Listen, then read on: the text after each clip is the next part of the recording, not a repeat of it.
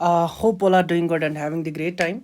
सो आज के इस लेक्चर में हम जो टॉपिक डिस्कस करने वाले हैं that is characteristics of chemical reaction. इससे पहले वाले लेक्चर में हमने डिस्कस करा था फिजिकल चेंज, केमिकल रिएक्शन के बारे में, रिएक्टेंट्स के बारे में, प्रोडक्ट्स के बारे में। सो आज का जो ये टॉपिक रहेगा it will be about the characteristics of chemical reaction. So क्या होते हैं characteristics of a chemical reaction? That is कि जब भी एक केमिकल रिएक्शन होती है उस केमिकल रिएक्शन के दौरान कुछ चेंज होती है, और जिन चेंजेस से हमें पता चलता है कि फिजिकल चेंज नहीं बल्कि केमिकल चेंज और केमिकल रिएक्शन है, उन्हीं ऑब्जर्वेबल चेंजेस को हम नाम देते हैं कैरेक्टरिस्टिक्स ऑफ केमिकल रिएक्शन। यानी कि ऐसी चेंजेस, ऑब्जर्वेबल चेंजेस जिनसे हमें ये पता चले कि ये केमिकल रिएक्शन है, उन्हीं को हम नाम देते हैं कैरेक्टरिस्टिक्स ऑफ केमिकल रिएक्शन। तो मैं क्या लिखूंगा? That is the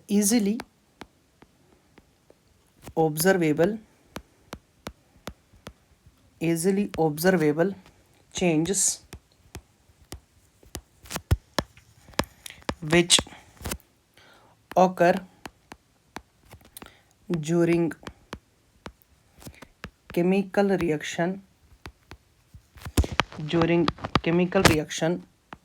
are called characteristics of chemical reaction, और उन्हीं को हम नाम देते हैं that is characteristics of chemical reaction. अब पॉइंट आराम से सुनना। सर ऐसे कौन से कैरेक्टरिस्टिक्स है जिनसे हमें पता चलता है? तो मैंने आपको 5 कैरेक्टरिस्टिक्स याद रखने होंगे, और उसके लिए मैं आपको एक छोटी सी ट्रिक दे देता हूँ जो आपको याद रखना है। दैट इज आपको क्या याद रखना है? That is F, here it is C, E, here it is C, here it is T, here it is S। तो आपको फैक्ट्स टर्म जो है याद रखनी होगी। F का मतलब क्या है यहाँ पे? F का यहाँ पे मतलब है दैट इज कुछ रिएक्शंस में फॉर्मेशन हो जाता है प्रेसिपिटेट का। ठीक है, प्रेसिपिटेट को शॉर्ट टर्मिनोलॉजीज में पीपीटी लिखते हैं। ठीक है, तो फॉर्मेशन ऑफ प्रेसिपिटेट से ये एक इंडिकेशन है कि अंदर जाके क्या हुई है, केमिकल रिएक्शन। नेक्स्ट वन, ई का मतलब क्या है? Sir E here means evolution of gas, यानी कि कुछ रिएक्शंस के दौरान गैस रिलीज होता है जो हमें इंडिकेट करता है कि फिजिकल चेंज नहीं बल्कि क्या है, केमिकल चेंज और केमिकल रिएक्शन। इसी तरह से सी का मतलब है यहाँ पे that is change in colour, यानी कुछ रिएक्शंस के दौरान कलर चेंज हो जाता है, राइट। इसी तरह से टी का यहाँ पे मतलब क्या है? That is temperature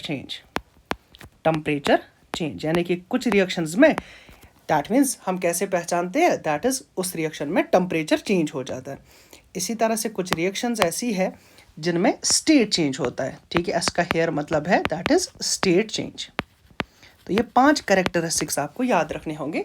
that is formation of precipitate, evolution of gas, change in colour, temperature change और स्टेट चेंज। ठीक है, so these are the main 5 characteristics of chemical reaction. अब इन कैरेक्टरिस्टिक्स को हम एक एक करके डिस्कस करने वाले हैं। सो पहला कैरेक्टरिस्टिक जो हम लेने वाले हैं that is formation of precipitate.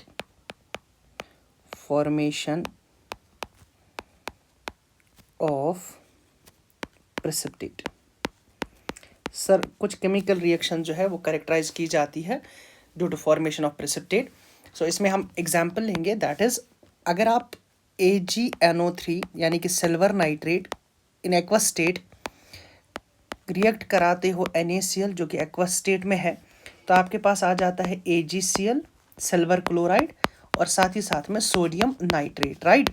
और इसमें से जो AgCl है सर ये प्रेसिपिटेट है वाइट कलर का जो कि सॉल्यूशन के नीचे बैठ जाता है। ठीक है, तो प्रेसिपिटेट क्या होता है? अगर आप प्रेसिपिटेट की डेफिनेशन लिखें पीपीटी शॉर्ट टर्मिनोलॉजीज में, तो प्रेसिपिटेट क्या होता है?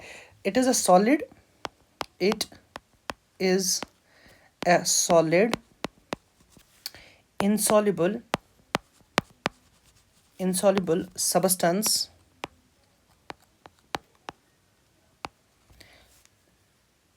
produced during a chemical reaction and gets separated and get separated from the solution and get separated from the solution। यानी कि इसका मतलब है कि एक ऐसा सॉलिड सब्सटेंस बन जाता है जो कि इनसॉल्युबल होता है और जो रिएक्शन केमिकल रिएक्शन के सॉल्यूशन में नीचे बैठ जाता है, ठीक है। तो उसी चीज़ को हम क्या नाम देते हैं, दैट इज प्रेसिपिटेट।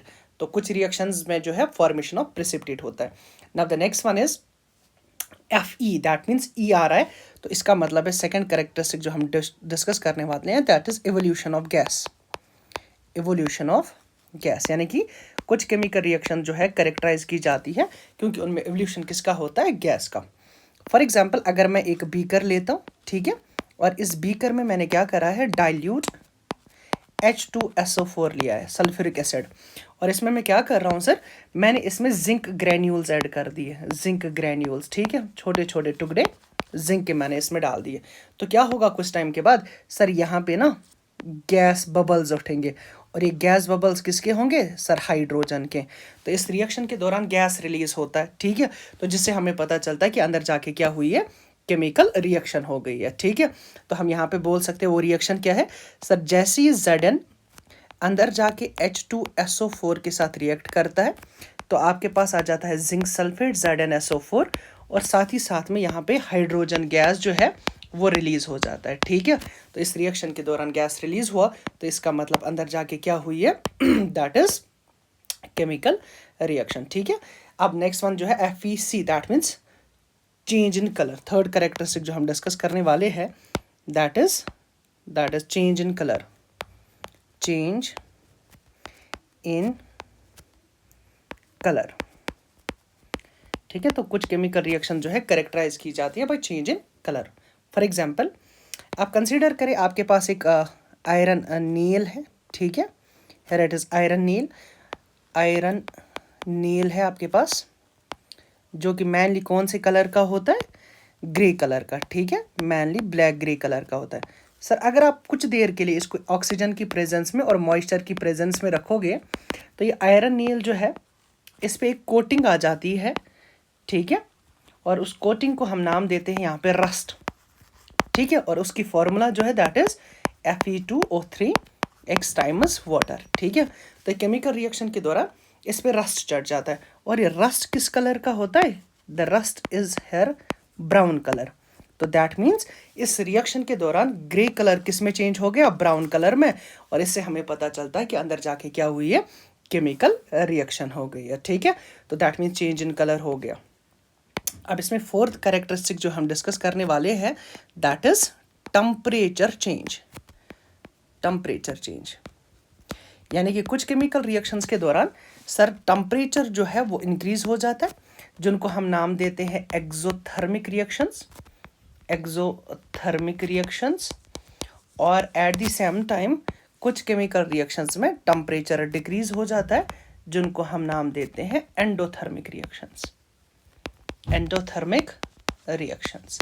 अब पॉइंट आराम से सुनना मुझे क्या बोलना है। फॉर एग्जांपल सर, अगर आप क्या काम करोगे, आप कैल्शियम ऑक्साइड ले लो, इसको वाटर में डाल दो, ठीक है, तो आपके पास जो प्रोडक्ट आ जाता है that is calcium hydroxide CaOH whole twice, और इस केमिकल रिएक्शन के दौरान हीट रिलीज हो जाती है, ठीक है।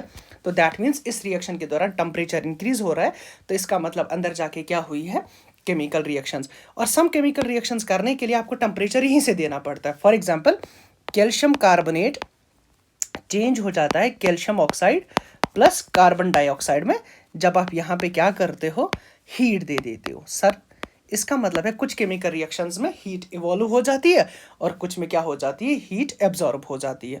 तो दैट मीन्स टेम्परेचर चेंज हो जाता है, तो दैट मीन्स अंदर जाके क्या हो रही है फिर, केमिकल रिएक्शन। नाउ जो लास्ट कैरेक्टरिस्टिक हम डिस्कस करने वाले हैं that is the fifth one, that is state change. State change यानी कुछ केमिकल रिएक्शंस के दौरान ना state of the substance change हो जाता है। फॉर एग्जांपल मेरे पास हाइड्रोजन है जो कि गैसियस स्टेट में है, ये ऑक्सीजन से रिएक्ट करता है जो फिर से गैसियस स्टेट में है, और आपके पास आ जाता है H2O जो कि किस स्टेट में है, लिक्विड स्टेट में।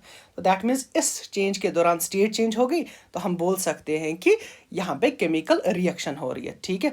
तो ये 5 कैरेक्टरिस्टिक्स थे किसके, दैट इज केमिकल रिएक्शन के। तो फिर से मैं एक बार फिर से रिपीट करता हूँ, ऐसी चेंज सर जिनसे हमें पता चलता है केमिकल रिएक्शन हो गई, उनको हम नाम देते हैं characteristics of chemical reaction. Sir याद कैसे करना है, तो आपको फैक्ट्स याद रखना होगा। एफ का मतलब फॉर्मेशन ऑफ प्रेसिपिटेट, इसी तरह से evolution of gas, C is change in colour, T is temperature change, S is state change.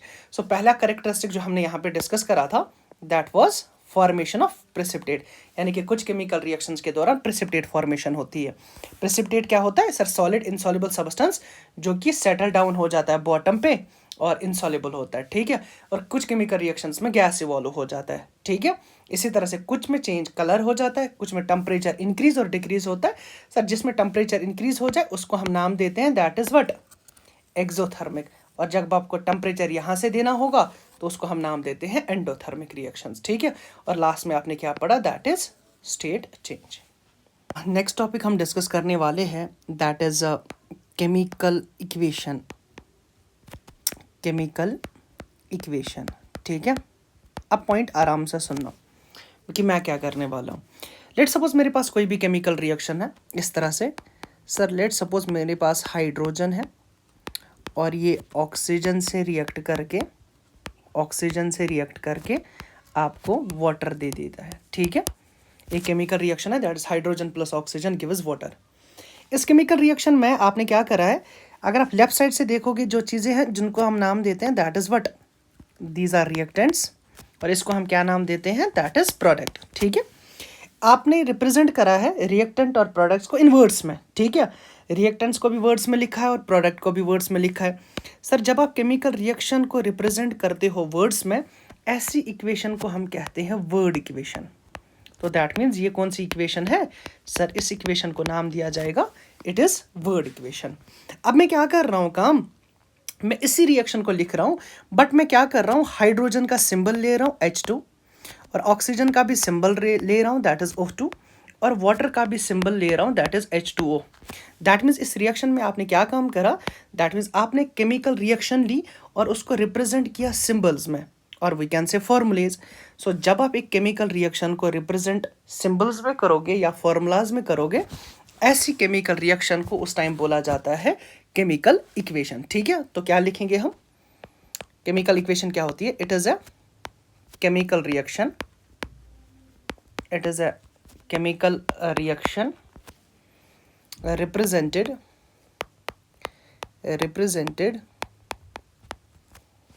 in symbols, and formulae, represented in symbols and formulae of the substances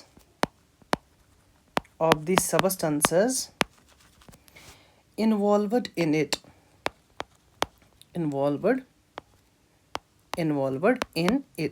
right.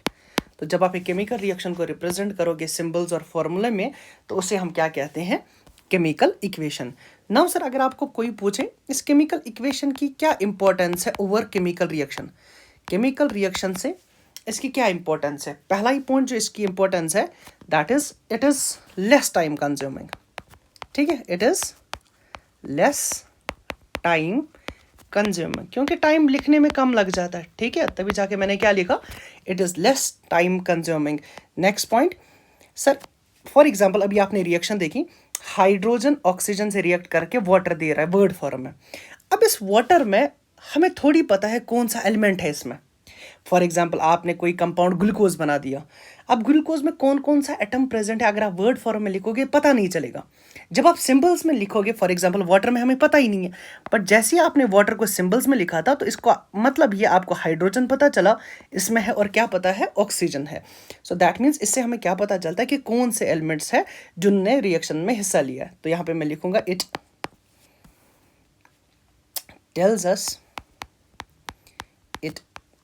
tells us which elements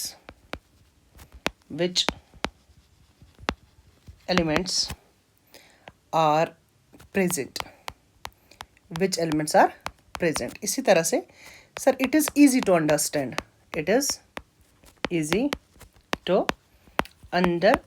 ठीक है। तो ये कुछ फायदे हैं chemical equation के जो आपको एटलीस्ट याद होने चाहिए। होपफुली आपको पूछा नहीं जाता है, बट फिर भी आपको एटलीस्ट याद होने चाहिए, ठीक है। अब जो केमिकल इक्वेशन है सर, ये भी दो तरह की होती है, ठीक है। फॉर एग्जांपल एक को बोला जाता है केमिकल इक्वेशन जो है, केमिकल इक्वेशन जो है ये भी दो तरह की है। First one is known as balanced chemical equation, balanced chemical equation. इसी तरह से another one is that is unbalanced chemical equation, right. So हम पहले जो डिस्कस करने वाले हैं that is unbalanced chemical equation, unbalanced chemical equation. Sir क्या होती है अनबैलेंस्ड केमिकल इक्वेशन? एग्जांपल से समझने की कोशिश करते हैं। फॉर एग्जांपल आपके पास एक केमिकल इक्वेशन है, hydrogen plus oxygen gives us water, ठीक है। अब पॉइंट आराम से सुनना, जो आपके लेफ्ट साइड में है इनको हम नाम देते हैं रिएक्टेंट्स, और जो आपके राइट साइड में इनको हम नाम देते हैं प्रोडक्ट्स। अब आप रिएक्टेंट साइड की बात करें, यहाँ पे कितने हाइड्रोजन्स हैं सर? 2। सर ऑक्सीजन कितने हैं? That is 2। अब प्रोडक्ट साइड में चलिए, हाइड्रोजन कितने हैं सर? 2 है, बट ऑक्सीजन कितना है? 1 है। दैट मीन्स जो एलिमेंट्स है लेफ्ट साइड में और राइट साइड में, उनके जो एटम्स है वो बराबर नहीं है, ठीक है। ऐसी इक्वेशन जब atoms of the different element, जब atoms of the different element बराबर ना हो रिएक्टेंट और प्रोडक्ट साइड में, ऐसी इक्वेशन को हम नाम देते हैं अनबैलेंस्ड केमिकल इक्वेशन। तो क्या लिखेंगे? That equation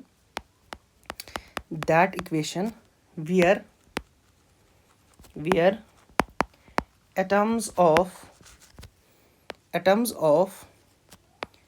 different elements on a reactant side